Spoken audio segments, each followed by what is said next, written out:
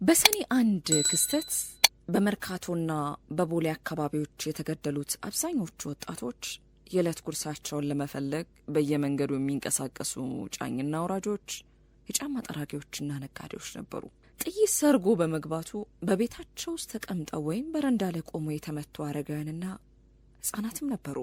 ሰኔ 1 ቀን 1997 ዓ.ም በኢትዮጵያ የፖለቲካ ታሪክ ውስጥ እጅግ አስከፊና ጥቁር ጠባሳ ጥሎ ያለፈ ታሪካዊ ቀን ነው። ይህንን ቀን እርስዎ እንዴት ያስታውሱታል?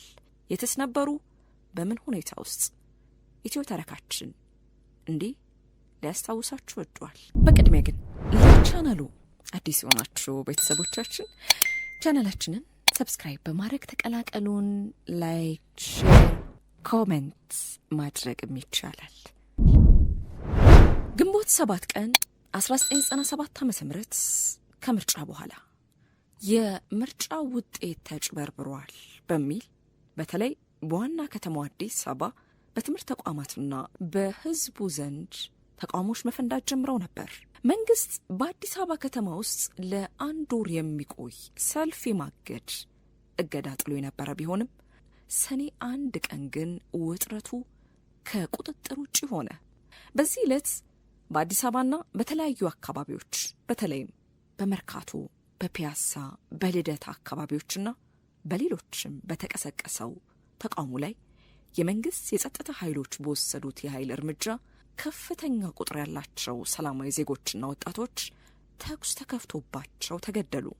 በዕለቱ ብቻ በቀጥታ በተተኮሰ ጥይት ከ20 በላይ ሰዎች መሞታቸውና በመቶዎች የሚቆጠሩ መቁሰላቸው ተዘግመዋል። ይህ ከምርጫው ማግስት በኋላ በመዲና የተከሰተው የመጀመሪያው መጠነ ሰፊ የደም መፍሰስ ነበር።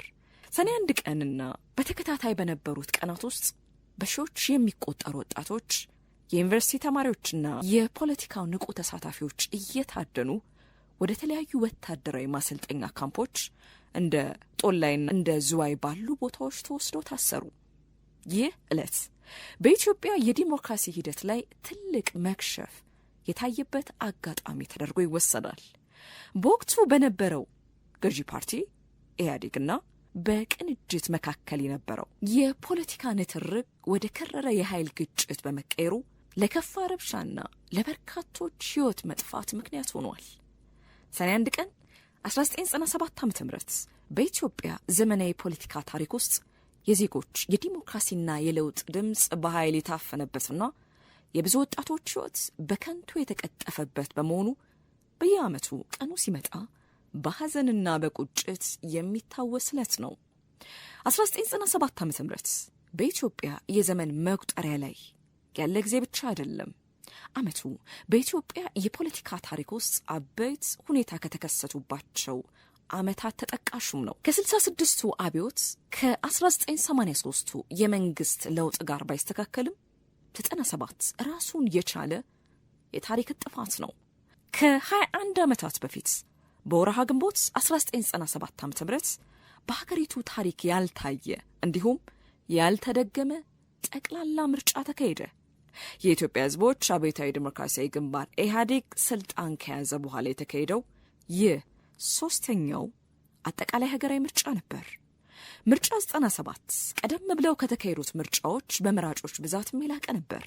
በ1987 እና በ1992 ከተካሄዱት ምርጫዎች የተመዘገቡት መራጮች ቁጥር ከ21 ሚሊዮን በላይ ሲሆን በ97 የተመዘገቡት ደግሞ 27.3 ሚሊዮን ነበር።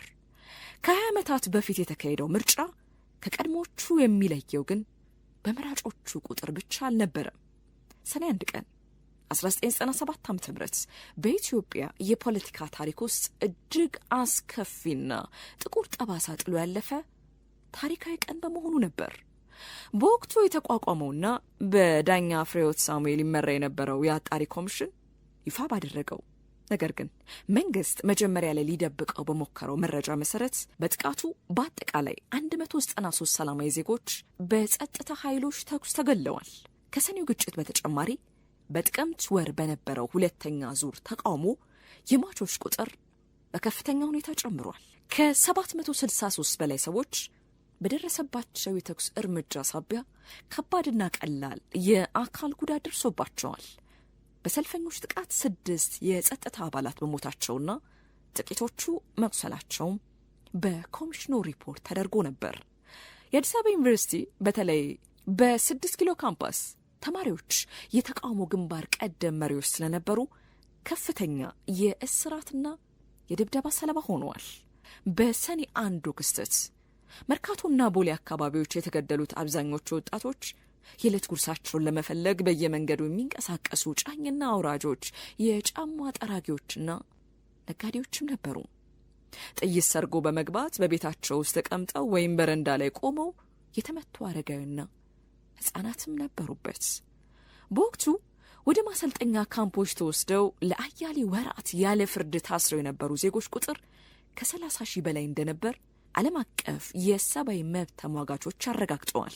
ሰኔ 1 ቀን 1997 ዓ.ም የምርጫ ማግስት በመንግስት የተወሰደው ግድያና የኃይል እርምጃ በዓለም አቀፉ ማህበረሰብ ዘንድ ከፍተኛ ድንጋጤና ውግዘትን አስከትሎ ነበር።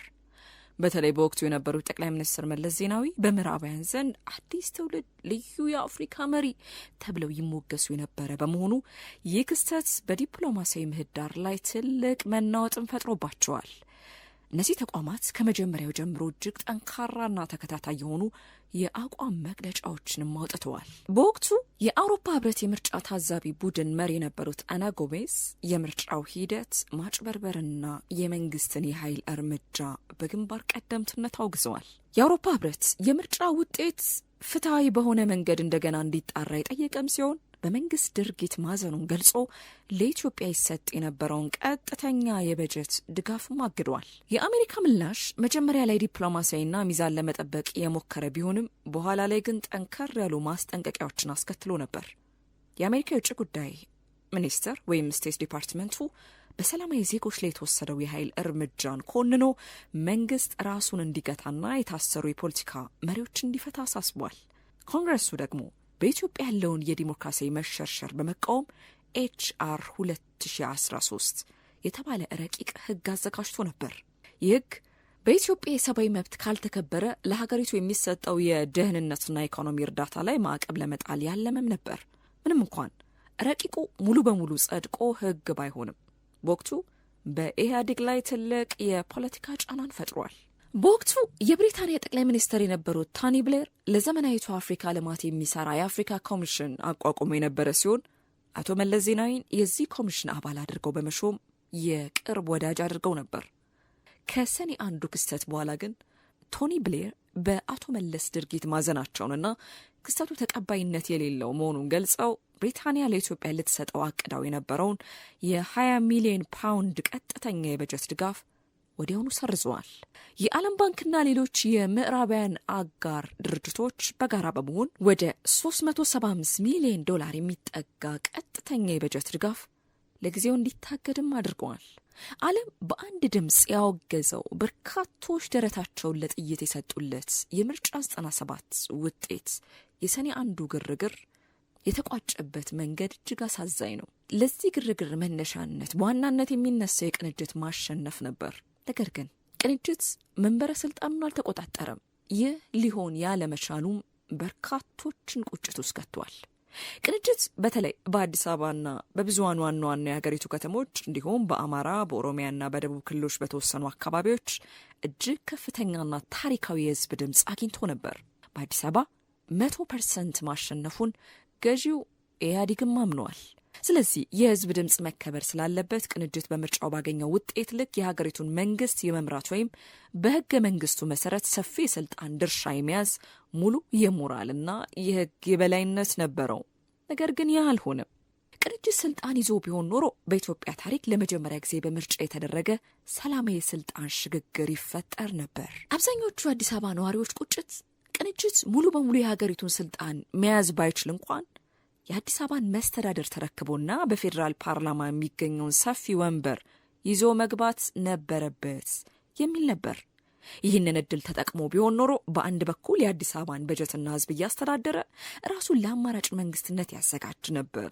በሌላ በኩል ደግሞ በፓርላማ ውስጥ ጠንካራ ተቃዋሚ በመሆን የኢህአዴግን ፍጹም አምባገነናዊነት ይገታ ነበር። ይህ ሁሉ ደም መፋሰስ፣ ይህ ሁሉ ዋጋ መከፈል ለከንቱ ነበር ይላሉ በርካቶች። ከ1997 ዓ.ም አስከፊ ግጭትና ደም መፋሰስ በኋላ በሀገሪቱ የነበረው ከፍተኛ ውጥረት ወደ መረጋጋት ያመራው በሰላማዊ መንገድ ሳይሆን መንግስት ሙሉ በሙሉ የኃይልና የህግ ቁጥጥር የበላይነትን በመውሰዱ ነበር። የተቃዋሚ ፓርቲ መሪዎች ታሰሩ። በአዲስ አበባና በዋና ዋና ከተሞች የፌዴራል ፖሊስ አባላት ተበትነው ቆዩ። መንግስት በጥቃቱ ለሞቱት ንጹሐን ዜጎች ቤተሰቦችም ሆነ አካላቸው ለጎደለባቸው ቁስለኞች ምንም አይነት የገንዘብ ካሳ ድጋፍ አላደረግም። እንዲያው ብዙዎቹ ተጎጂዎች የሕክምና ወጪያቸውን ራሳቸው ለመሸፈን ተገደዋል።